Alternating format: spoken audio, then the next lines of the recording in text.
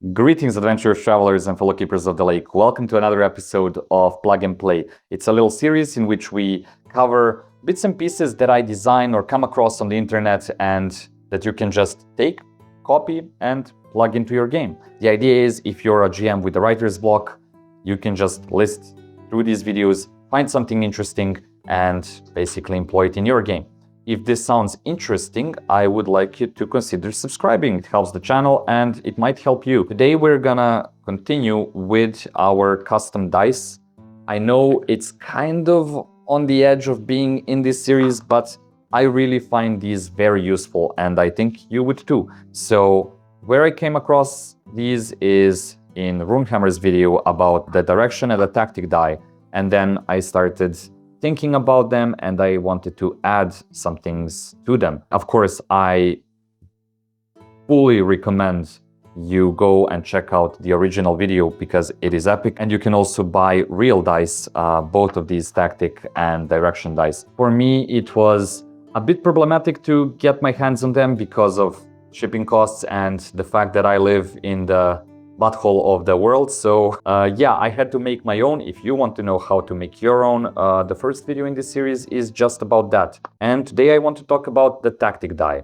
So the basic idea of the tactic die is to generate what an actor in a conflict is doing. So, okay, let's say we have an enemy like this bug in a tavern and we have two people and a cat, why not? So what is this bug doing?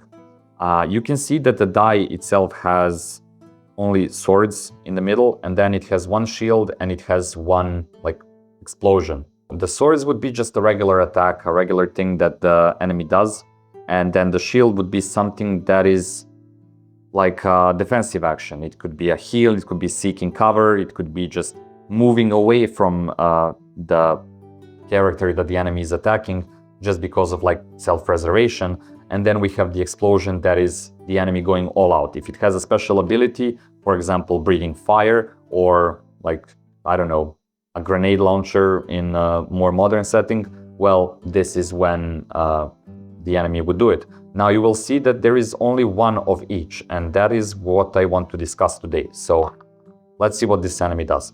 It attacks. And the woman is incapacitated and dying. We roll again, attack, and this one is as well. And attack again. Turns around to the cat. What does the cat do? The cat attacks, so it's not gonna run away, and it jumps on the enemy.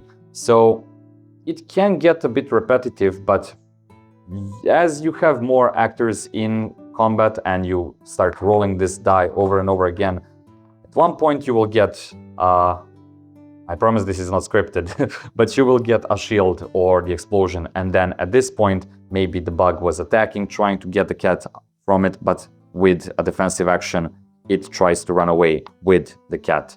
And just in time the village boy comes, sees the incapacitated characters and calls for help. What I want to expand upon is why not make different kinds of tactics dice. So I would keep the symbols the same, I would just make different ratios. So maybe I have one that has, I don't know if you can see, but this part has a blue outline. Why not make a die that has all the outlines blue and it basically has 2 or 3 shields? So instead of having 4 swords, it has 3 shields, 2 swords and 1 explosion. And it's more leaning towards defense. On the other hand, you can have one with 3 explosions. So yeah, I would just change the ratios of these, and that's something I want to do for my next game, but I wanted to share the idea. So yeah, go try it out, make the defensive one, the regular one like this, and the extreme one, see how they work in combat. And it's easy, if you have different types of enemies, for example, small bugs use just the regular attack, but the big bug with swords for hands, it uses the aggressive die, and then because these bugs are from Deep Rock Galactic, there is one bug that heals other bugs, so maybe that one gets the defensive die. Then you just have those next to their character sheets. Even if you get them mixed up while you're playing once or twice, it's not a big deal. It's just another way to make your brain produce more content. In situations where you feel like you don't want to roll the die but just want to do something, go ahead and do that thing. But if you're stuck, if you feel like you're gonna lose a couple of seconds of thinking and slow down the encounter because you're not sure what an enemy does, just roll the die, it attacks, done deal. And with that, this episode is done as well. See you in the next one. Farewell, keepers.